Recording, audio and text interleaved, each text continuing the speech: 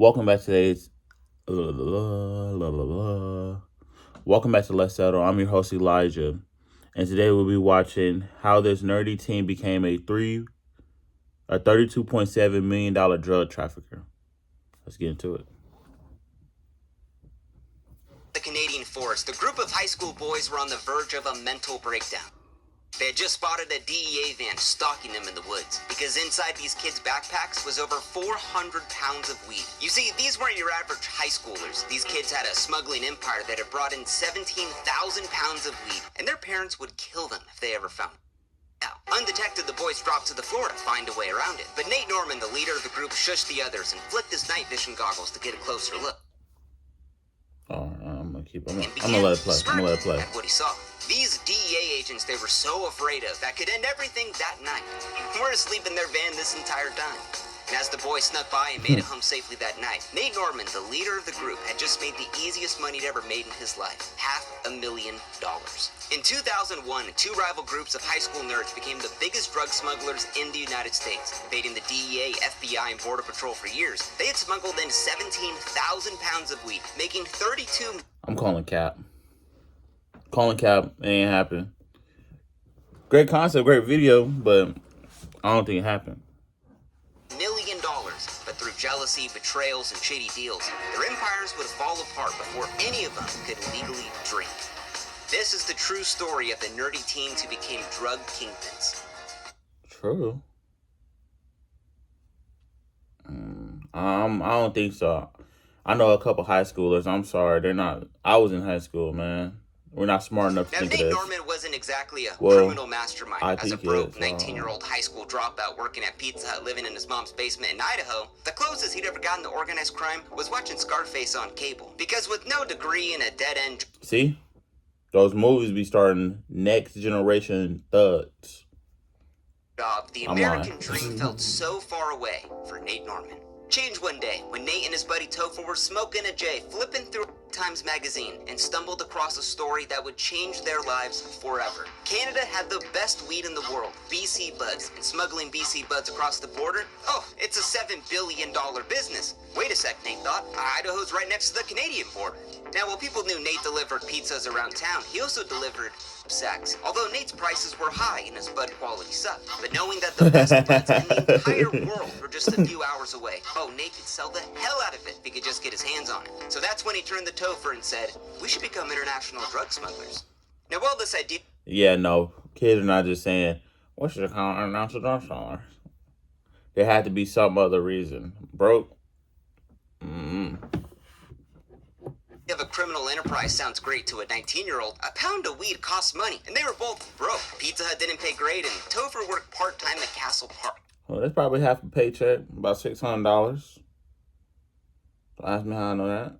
About $600, depending on how the quality of it. I've been using Epidemic Sound as my go-to resource for background music and sound effects for the last 6 years. Nice. Part-time at Castle Park. Pay ads.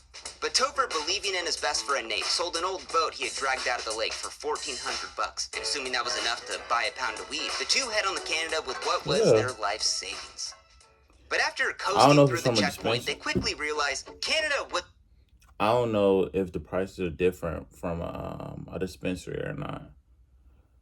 So don't quote me on that. It's not what they thought it was. See, High Times made it seem like people sold pounds of weed on the side of the road, but it really just looked like the U.S., except kilometers. What the fuck? So empty-handed after hours of searching for a that is frustrating. I don't know if it's I think only U.S. use miles and like inches and feet. Everybody else used the metric system, which is dumb. And tell me how many kilometers I'm going out. I don't know how fast I'm going. Make the trip worthwhile.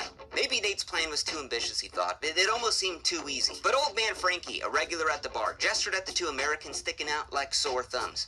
As Nate and Topher walked over to him, they said, could you help us procure a pound of flowers? 1 pound? Frankie said he had dozens, of Canada's finest, but it was all back at his apartment. And while Nate and Topher tried to contain their excitement, they finna get robbed.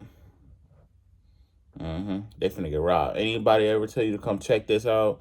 Hey, come look at this. Hey, come do this. Oh, I got it, but it's at my house. I got it. It's over here. You finna get robbed. telling you. You better learn now. This was their big connect for BC Buds. Well, old man Frankie had just found his next victim. See? But inside his crappy apartment, the two realized Frankie actually seemed a bit sketch. But I mean, where else were they gonna go? They were desperate. How much cash you got? Frankie said. For $1,400. Is that enough for a pound? That's perfect. See? You never go into a business deal not knowing the prices and everything. Because that's when you got to start negotiating and doing your thing. You never do that. That's exactly what a pound costs, Frankie said. But as Nate opened up the I would've bag slapped, to get bro. with I would've those ran out BC that Buds house. he traveled all this way for, Frankie tells him that wouldn't be wise. I mean, they didn't want to get caught from the smell. So without even weighing, smelling, or barely even looking at it, the two hand over what was their life savings to a sketchy grandpa they just met at a seedy Canadian bar. And with the pound of BC Buds in hand, they begin the hardest part now, trying to get home. Nah, them kids. I bet you on this first trip, they finna get caught on the border. America and Canada, they're not going for that. Grandpa, he's smart. I ain't gonna lie. If you see it, I don't say you finna see a victim take advantage, but it's crime at the end of the day. You know what I mean? It's crime at the end of the day. So if you could get a little money, I don't blame Grandpa. Now, according to High Times, the Canadian border is 5 times longer than the Mexican one. But there's no fence. I mean, you walk in the woods, next thing you know, you crossed international lines. And while thousands of smugglers hid weed in horse trailers, snowmobiles, sailboats, hollowed out logs, hell, even underground tunnels, hiking weed across the border was just the easiest, but also the riskiest. So the plan? Nate was going to drive back home by himself, while Topher would smuggle their precious cargo, hiking 11 kilometers across the Canadian wilderness. You don't split up. Stay together. World #1 horror movie. It's filled with bears by himself. That and don't be black. Hours later, with dirt on his face, Topher saw his first sign of American civilization. Outback Steakhouse, where there's no rules. It's just right. With Nate parked outside, Topher hopped in for a celebratory smoke of their freshly... Is Outback good? I ain't never been to Outback. I've been on Longhorn, Texas Roadhouse. I ain't never been to Outback. smuggled BC Buds. It seemed like the plan had worked. It had all gone well. But after the first hit, something was off. This wasn't the creme de la creme BC Buds. No, Frankie had sold them Mexican brickweed at BC Bud prices. Or in other words, this should have been $400 a pound, not $1,400. See? Hey, I don't know if y'all heard the story about how Lil Baby, fuck. I keep messing up everybody's name. About how the baby put is it rabbit or is it guinea pig? Well, the rabbit hay in there into the weed and in the middle of it, so it could weigh more, but it's clearly not stuff. You can't sell it. He got over, and y'all know them new I saw people doing this. The new candy weed, people putting that in stuff and getting away with it. People. He had sold They them gonna get buds people that were killed out grown here. in Mexico, smuggled into the U.S., smuggled into Canada, and then smuggled back down to the United States. And that's when they learned you can't trust anyone in the game, including the ancients, the elderly, and the weak. But luckily enough, the weed drought in Idaho was so bad they could actually still make money on this. Nate hit up his old friend Scuzz to have him sell it on the streets. And Scuzz was a connected dude, even at 18 years old. Selling it to every hood rat in Coeur d'Alene, Idaho. Days later, Scuzz came back with $2,800, double what they had bought it for. And with this business model proven to work, Nate turned to Topher and said, High Times was right. Why doesn't everyone do this? Because according to their calculations, Nate and Topher were shocked to find out they could make $3 million in just 14 months by doubling their money with every smuggling run. And to them, that seemed like enough. Because with $3 million in hand, the two could buy homes, start a business, and leave the game while they were ahead. Shit, Because $3 million, I could do a lot. Man, $3 million, I ain't working no more on my mama, so let me win the lottery. I know a lot of people, every black mama said that. I can't wait till I win the lottery. Shit, nah, but seriously, wait till I win a lottery.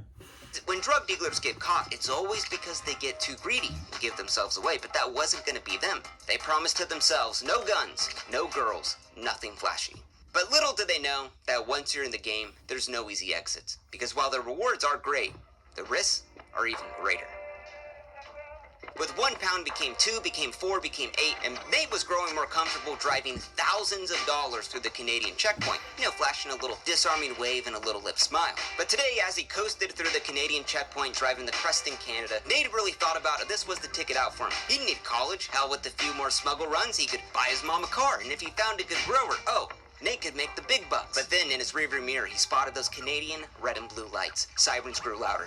Nate Norman was getting pulled over by the cops. With American license plates, he knew he stuck out like a sore thumb. I don't care if you're doing something right, wrong, in between. Getting pulled over by the cops is the most scariest thing.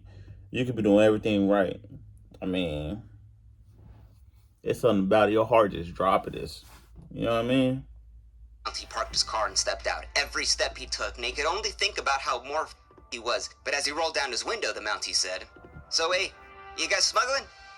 "Well, because you're not going to get any flour going to Creston. It's a bunch of loggers. You need to go to Nelson. Don't speed. This is a little warning." Yeah.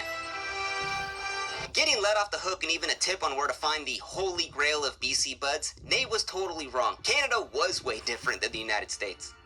Now, bigger than tourism, logging, hell, even maple syrup. In 2001, BC Buds was a $7 billion a year business in Canada, and Nelson was the capital of it. But why? Well, Canada had some of the most relaxed bud laws in the world at the time. I generally feel there's a slightly more humanitarian government around here that's not into putting people... That's why them niggas always happy. I'm gonna be keeping it a bean. I ain't never seen a mad Canadian. Shit, they always high probably. You probably go over there and just slap one and walk away. Mom. ...away for the rest of their life for their choice of herbs. And hydroponic stores that sold tomato growing equipment sprawled all around the city. And the result was the golden age of BC buds that were sought all around the world. And for Nate, this is what High Times was talking about. So walking into several Canadian hydroponic stores, Nate finally found the real BC bud growers that could get him the product to bring down serious weight to the United States. And for Nate, the money would begin pouring in, while millions of Americans were just baked out of their minds with cottonmouth. But not anymore with today's sponsor, Arab. Arab ain't any other... I'm not sponsored. I'm not sponsored. A mile of the border on a remote access road, where Topher, dressed in all camo, would leap out and disappear into the trees. But instead of Nate driving the money over the border, Topher was carrying a hockey bag stuffed with cash for over 7 miles, would exchange with the growers directly in Canada, head back down to America. While back in the States, he would hand the bag off to Nate, who would hand it off to Scuzz, who would hand it off to hundreds of dealers. And for all of this, Topher made $1,000 with each run, while Nate by this point had pocketed over 150 grand. And that's your friend? Man, I'm sorry, bro. I couldn't be me. My friends better not do me like that. You making 150 every run? I'm making 1,000. He taking the most risk. Money than he'd ever seen. He didn't even have to go to Canada. You see, BC buds were in demand, and Nate's operation needed to expand. With serious money coming in, the boys got serious about their methods. Topher hired friends from high school to help him run, since these hauls were too heavy for just one dude. By now, it was 6 Toyota 4Runners filled with runners that would head towards the border drop point, where they would all change in the camo, slip out into the trees carrying hockey bags full of cash, up to 400 grand. Now, while months earlier they all said they wouldn't be flashy with their money, slowly they all began to get the things they had always wanted. 4-wheelers, jet skis, plasma screen TVs, mini-disc players. Whatever they got, it was the most expensive version of it. Scuzz moved out of his mom's basement and told her he was renting a little crappy apartment, but in reality, he bought a lakeside home. Nate began throwing elaborate lingerie parties and... Man, you supposed to move your moms up first. I'm telling you, the first thing you supposed to do when you get some real bread, man, is take care of your people around you, bro. Because the people around you going to take care of you. At the end of the day, I don't care who it is. We could have not talking to middle school. Make sure my people straight. If we was really riding with each other, make sure you straight. Fighting half of the town nearly every other week. And while as the boss, Nate should have been keeping tabs on who was too loud, well, Nate was actually the worst offender. Nate bought himself an 8-bedroom mansion, several stash houses, an Escalade with 24-inch rims, diamond chains, Dom Perignon, gats and straps, and 8 balls of nose candy. And like most drug dealers, became convinced he would become a rapper, so he bought studio time with this drug money. Starting today, anyone can monetize with ads as part of the all-new Beehive ad network. So he bought studio time with this drug money. But not all was wild. Nate had found a lovely girlfriend that he had met at a church event. Just kidding. She was a stripper, and her name was Buffy. And Nate showered her with all of the jewelry, Gucci bags, trips to Cabo. And as foolish as it was to draw all of this attention to himself, Nate had just never been cool in his life. He just couldn't resist it. While his high school friends used to call him the key. If you a lame nigga, if you a lame person, I can't even stop. I gotta stop saying nigga. I really do. I need to stop saying that. But if you a lame dude with money, I mean, if you a lame dude without money, you're gonna be a lame dude with money. Money don't do nothing but amplifies who you are. You feel me? You can't do none of that. Little Elf growing up, those same friends were now working for Nate. But when Nate's mom asked him where he was getting all of this cash from, well, he told her it was his snowplow business, and then bought her a lakeside home, and she never asked again. You see, Nate had been a paper boy, a telemarketer, cashier, pizza man, but he learned that the only get-rich-quick scheme that actually works in this world is selling drugs, and Nate was damn good at it. This is not an encouragement to sell drugs, by the way. Stay in school, kids. A year later, the crew had swelled to 32 people, and they're moving thousands of pounds all over the country. Nate's janky operation? Nah, it transformed into a well-oiled machine. But even then, they still had problems. One night, the runners walked into DEA agents sleeping in their truck in the forest. On a 14-below winter night, they'd lost sight of the trail and nearly froze to death in the dark. Now, the drive home was arguably the riskiest part of the entire run. So Nate began rigging all of the forerunners with explosives, so if they ever got pulled over by the American cops, they could just set the weed on fire. You see, the stakes were high because getting caught now meant a couple of years in prison. I mean, this is 2002 after all. But to calm the runners' anxiety over moving thousands of pounds of buds across the country committing federal felonies, Nate Pinky promised them that if they ever were arrested, just give him a call from the jail, he would pay for their bail and their attorneys, and it would all be good. But Topher grew nervous with this flashy lifestyle and growing operation. He begged Nate to get out of the game, but Nate joked he would never stop until the cops got him, because in his mind, he could just pay for the best attorneys to get him out. So why not go hard? Because that $3 million goal, nah, that's what Nate now made in a month. So to shut Topher up, he raised his pay to 8. He just not getting 8? Bro is getting $1 million. Bro. Your best friend will do you dirty, man. They started a whole drug business together. You making $3 million. You was making $1,000 per run. You making $8,000 only now? You should be at least at $20,000 a run, locking his best friend, the guy that had helped him start this entire taxed. thing, in golden. You gotta pay taxes or anything. But Topher's fears almost came true when a fight broke out over a girl at a 150-person party the crew was hosting. One of Nate's dealers shot a gun in the air to break up the fight, but nobody even heard it. So Nate, plastered as hell, shot off a .45 Magnum into the house. The crowd began screaming, everyone scattered, the neighbors called the cops, cars sped off and crashed into the fences, and Scuzz got pulled over on his way home with 20 grand in his pocket, and nearly peeing in his pants. The cops, they let him go. And then the next night, they threw another party at the same house, equally as crazy. See, they felt invincible. They were rich. They were cool. And by now, the cops either didn't know about their operation or just didn't even care. In Nate's eyes, nobody had gotten hurt. Nobody had gotten caught. Maybe this could just go on forever. At 3... They finna get hit with a Rico watch. They all finna go to jail. p.m., Nate gets a frantic call. Scuzz was robbed by 3 masked men. They broke inside of his home, held him at gunpoint, and wanted to know where was the cash and the buds, or else one of the burglars, How was they selling this? You can't just be in anybody's hood or go anywhere. I don't know. Shit, if I saw the water bottle on the wrong street, they would have known. was going to chop his finger off. Now, for Scuzz, handing them 40 grand in cash and a couple pounds in buds wasn't the end of the world, but Nate had seriously ruffled someone's feathers because they knew not just what they were up to, but also where they lived. Now, Nate Norman wasn't the only teenager in Idaho who had an enterprise of smuggling in BC buds. Nicknamed Wang, he was born in Korea and adopted by insurance executives in Idaho. And Wang had grown up with the perfect life. He played the violin, honorable student, but at 17 years old, the kid broke bad. I about to say, I don't know how good kids turn bad, man. If you got your parents in your life, like especially both parents, man, if you don't take that and run with it, you should be the next Bill Gates. You know what I'm saying? And kids in the hood or kids that are broke or poor, we should be the next middle class. That's how it should See, work. Wang began running his own wildly Don't go successful in the bud reverse. smuggling operation, transforming from the Kumon kid into a wankster driving an Eldorado lowrider, popping oxys and snorting yay all day long. In many ways, Wang was a lot like Nate, a nerdy teen who just grew into a drug kingpin, but he was also Nate's polar opposite. You see, Wang wasn't satisfied in pulling in millions with his friends. Hell no. He wanted the whole market. Now, Nate knew of Wang and other dealers in town, but figured there was so much money in the game that everyone could eat good. But no, Wang's thriving business had been falling apart since Nate's arrival, and Jealousy, Wang was man. growing desperate to gain back his market share. Not jealousy, but being greedy. That's what a lot of things get people in days, man. Being simply greedy. Just look at America right now. There's no way in hell you should be making $1 billion, $4 trillion. I don't know. People not even eating right. You know what I mean?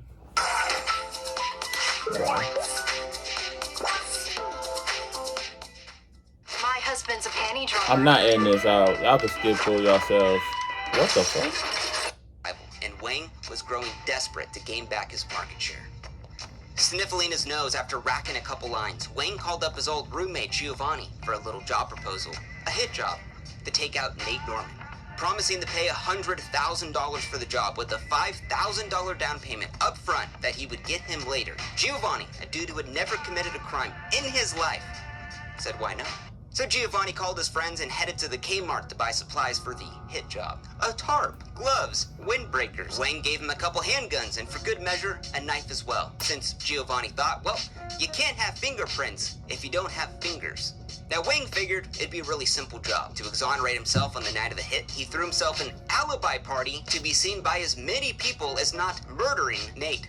But instead of Giovanni doing the hit that night, they broke into Skaz's apartment, stealing the pounds of bud and $40K in cash, because Giovanni still hadn't received that $5,000 down payment yet. So we thought, why not make some extra money robbing Nate's crew first and then murdering Nate? Kind of smart. I mean, from his perspective, I wouldn't have done it. Makes sense. Yeah, I wouldn't Now, have when to fly Nate on heard the wall. about Skuz's robbery, he figured it was the cartel or maybe some other gangbangers in town, but he didn't even realize he was in a turf war with the only other nerdy kingpin in town, Wang. And for the first time, Nate was Trap truly God is spooked. crazy. He moved out of his house. He rented another one across town. He started sleeping with the loaded handgun under his pillow. And Nate would try to lay low the rest of that summer, moving in with Buffy. But after breaking both of his arms flipping over his dirt bike, Nate developed a serious addiction to painkillers. And even worse, Buffy couldn't even take care of him. Shit, painkillers, another thing. Man, I don't know where y'all from and all that shit, but fentanyl is one drug, man. I swear. I didn't see it, bro. Fentanyl? She'd gotten a boob job. Nate was living in fear, addicted to painkillers, and worst of all, his girlfriend had really big boobs. What? On November 13, 2002, a lumberjack discovers a murdered boy in the forest. Now, police identify the boy as Brendan Butler. Brendan's Lumberjacks parents were in still shock. exist? They told the cops he had played the violin. He was an honor roll student, a traditional good boy. I mean, who the hell would end his life? But digging further, the cops discover Brendan Butler lived a double life. Under the nickname of Wang, he was a big-time dealer distributing buds all over the United States, and that his #1 business rival was Nate Norman. Now, when the headlines broke of Wang's death, Nate told his crew, who was questioning him about it, that he had no involvement in it. But I mean, who really knew at this point? Nate had transformed from a pizza delivery driver living in his mom's basement to a kingpin with a smuggling empire that even the cartel was jealous of. It just didn't seem out of the question that Nate could be involved, but Nate was having bigger problems to fry. Now, that month, some of Nate's dealers got picked up by the cops, who found cash, drugs, and guns on him. Now, from jail, the dealers took their customary one phone call, and that's when the cops heard them saying, "Tell Nate." Oh, I was about to say, Nate not getting them out of jail. How much you bet? And they gonna be like, oh, you backstab me. That's when it's all gonna, man, wait. You gotta keep people around you could trust. The DEA, the FBI, and Homeland Security now knew that Nate Norman was the guy behind this entire operation. But what happened to Wang, or Brendan Butler? Now you see, Wang had no idea his own hitmen were pissed off at him. He was so coked out and on drugs, he literally forgot he owed them money. So withholding that $5,000 for months, Wang took Giovanni and his crew to the forest where he wanted Nate's body to be buried when the murder was done. Now there, Giovanni asked him again for the down payment. Wang said, "Don't worry about it, bro." Giovanni got pissed. Wang told him to chill out. Giovanni grabbed Wang by the neck, squeezing harder and harder. Wang, hardly able to talk, begged for his life. But Giovanni did not know how to stop what he had started. Choking Wang to death, Gio slashed his throat to hide the fingerprints, took the cash on him, and left Wang's body on the exact spot that Nate's body was supposed to be buried. But now with the body being found and the murder and the fingers and the money, Nate knew it was probably time to step out of the game. Now, with the heat on Nate's crew thinking that he could be responsible for Wang's murder, all of the runners would meet at a stash house at dawn to pack up all of their things and skip out of town. But instead, when they got there, they kicked around, smoking weed. These are the worst criminals in America. I promise you that. These are the worst criminals in America, man. Right then and there, across 4 states, serving 6 warrants, the FBI arrested runners, managers, dealers, everyone, except for Nate Norman. You see, while the cops have been I still don't think this is true. This can't be true. Niggas is 47, 25, not doing this. They've been in the game way longer. Ain't no way no high schooler kids did this. I'm not believing it. Norman ever Somebody since Wang's capping. murder. Somehow he had outwitted the FBI, the DEA, Homeland Security for months, the same way he had avoided Giovanni. But without Nate there to pay off his crew's bail and all of their attorney fees, one by one they all began to rat out Nate Norman and reveal the entire operation. But once Nate heard the feds had turned the crew on one another and told them all they were all going to go to jail for a very long time unless they got everyone, Nate Norman walked into the police station and the cops could not believe their eyes. They were expecting a hardened criminal mastermind, but they got a kid that used to deliver pizzas. Now, while the feds estimated 2,500 pounds were smuggled in reality, they had moved over 17,000 pounds of weed over the border, netting them $32 million. Barely out of their teens, these kids had embarrassed the United States government, and somebody was going to take the fall. Giovanni was sentenced to life in prison for This the is murder real. of Brendan Butler. His cousin Topher were given 2 years in the slammer. That looked and real. Nate Norman would get 12 years. And a sick twist of fate, had it not went down the way it did, Nate probably wouldn't be alive. Today, Nate Norman's out of prison. He actively runs an AC business, and it seems like life for him is doing good. I'm about to put you on the best Man, that's telephone crazy. That's real crazy. I ain't think it was real, to be honest with you. I ain't think it was real at all. But that's it for today on Let's Settle. I'm your host, Elijah. I'll see you on the next one.